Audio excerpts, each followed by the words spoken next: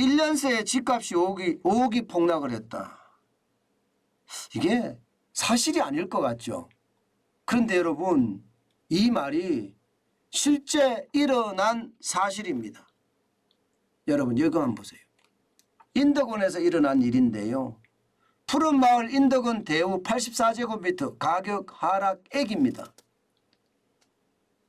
정확히 말입니다. 작년 8월 대비해서 4억 9,500만 원이 떨어졌습니다. 어마어마하게 떨어졌죠. 실제 지난달에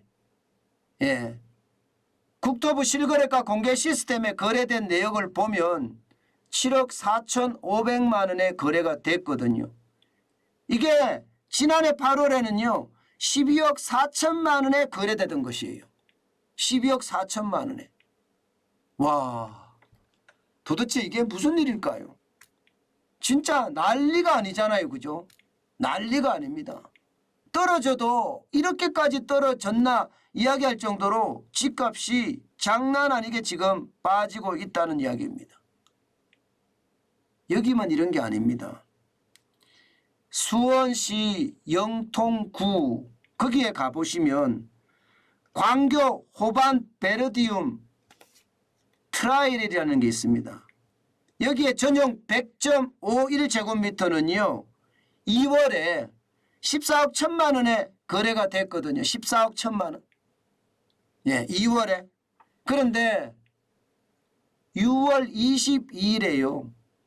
10억 3천만 원에 거래가 됐습니다. 15층이. 그러면 최고가 대비 지금 3억 6천만 원이 떨어졌다는 이야기가 되는 건가요?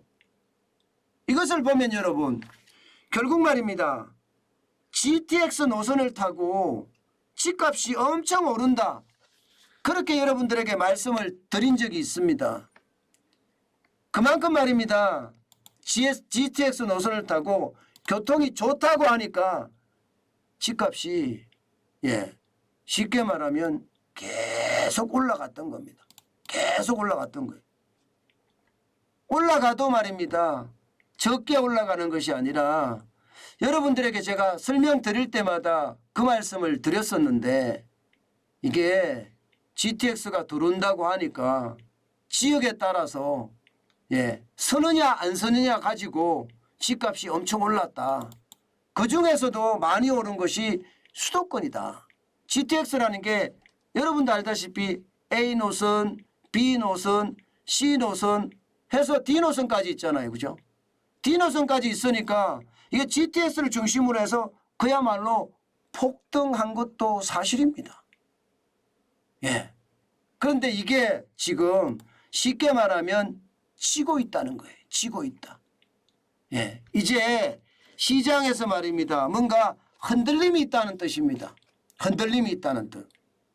그도 그럴 것이 경기는 꼬꾸라진다고 하죠. 금리는 계속 올라가고 있죠. 이게 집값이 안 떨어질래야 안 떨어질 수가 없는 구조로 가고 있어요. 지금 비트코인은 2만 달러 이하로 떨어졌거든요. 채권 시장은 말도 못해요.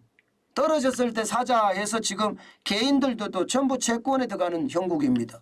여기에 주식시장도 연중 최저가잖아요. 부동산이 이게 안 움직인다는 게 이상하다 이렇게 이야기할 정도거든요. 그만큼 말입니다. 지금 수도권 아파트에 대한 매수 심리는요. 완전히 망가지고 있어요. 완전히. 여러분 이거 한번 보세요. 이거를 보시면 여러분들도 많이 놀라실 겁니다. 자, 수도권 아파트 매수 심리입니다. 6월 27일 현재 89.8이에요. 이게 100이 기준이거든요. 100이. 100이 기준인데 100보다 아래 있으면요. 매수자 우위 시장이라는 거예요. 매수자 우위 시장이라는 것은 매수자가 힘이 더 좋다는 겁니다.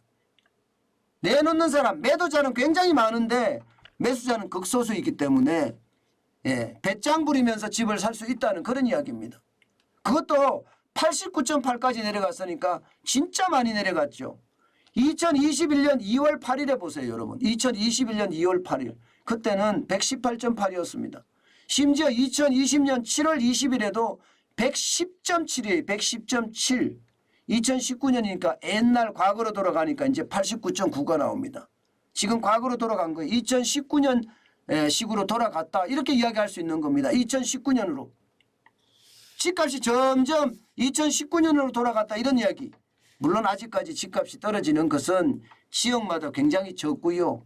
게다가 거래가 뭐 제가 그냥 이런 표현 쓰겠습니다. 지랄 맞습니다. 거래가 일어나지 않아요. 지금 보시는 것도요, 여러분. 1월에서 5월까지 전국 아파트 매매 건수인데 여러분 보시다시피 15만 6천 건입니다. 15만 6천 건. 굉장히 적습니다. 굉장히. 2006년, 2007년, 2008년 쭉 보더라도 말입니다.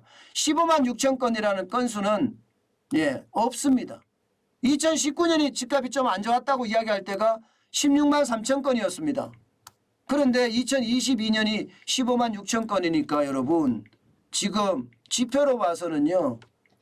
집값이 대세 하락기에 접어들었다 이렇게 이야기할 수가 있겠죠. 예상했던 것보다가 집값이 빨리 떨어지는 겁니다. 여러분에게 제가 설명을 드렸잖아요. 공급이 되는데도 양도소득세를 지금 1년간 유예해 주니까 시장에 매물이 계속 공급이 됩니다. 그러니까 떨어지는 겁니다. 심지어 말입니다. 실질적인 새 아파트 공급은 줄었거든요. 그런데도 떨어져요. 이게 결국은 말입니다. 거래 절벽에 따라서 말입니다.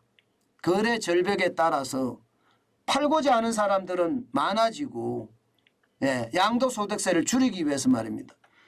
사고자 하는 사람들은 너것이 기다린다는 뜻이 돼요. 너것이 기다린다. 결국 너것이 기다리면 어떻게 되겠습니까? 너것이 기다리면 이 목마른 사람이 우물을 판다고 결국은요 집을 팔고자 하는 사람이 집을 팔 수밖에 없습니다. 제가 여러분들에게 한두 번 말씀을 드렸어요. 제가 아시는 분 중에 한 분이 강북에 있는 도봉구에 주공아파트를 하나 가지고 있습니다. 그거 양도세 물기 전에 팔겠다면서 내놓았는데요. 그게 호가가 6억까지 가던 아파트였거든요. 지금 4억 천까지 내렸는데도 안 팔려요. 4억 천까지. 무려 2억이나 떨어뜨렸어요. 2억. 말이 2억이지 여러분. 2억을 떨어뜨린다는 것은요. 아니 집값에 지금 30%를 떨어뜨린 거예요. 30%를. 그런데도 그 집이 안 나가요. 야, 그러면 여러분 앞으로 시장이 어떻게 될까요? 앞으로 시장이.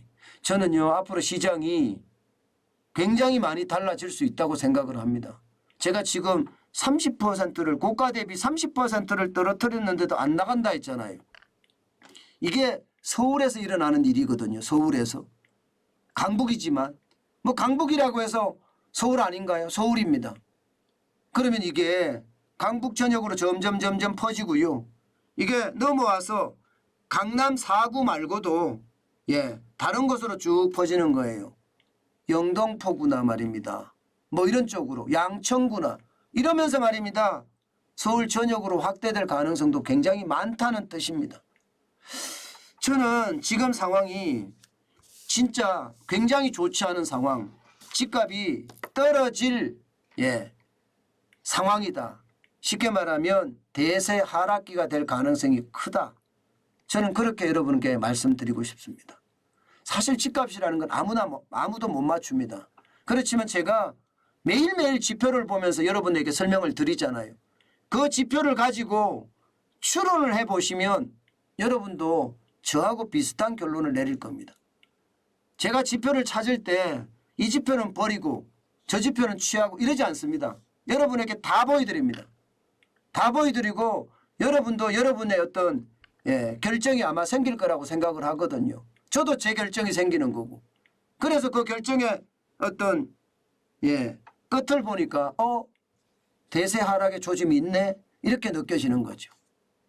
어쨌든 여러분 상황이 좋지 않은 것은 분명해 보입니다. 뭐 다시 집이 제값을 찾아간다 뭐 이렇게 생각하면 마음이 편할까요? 네.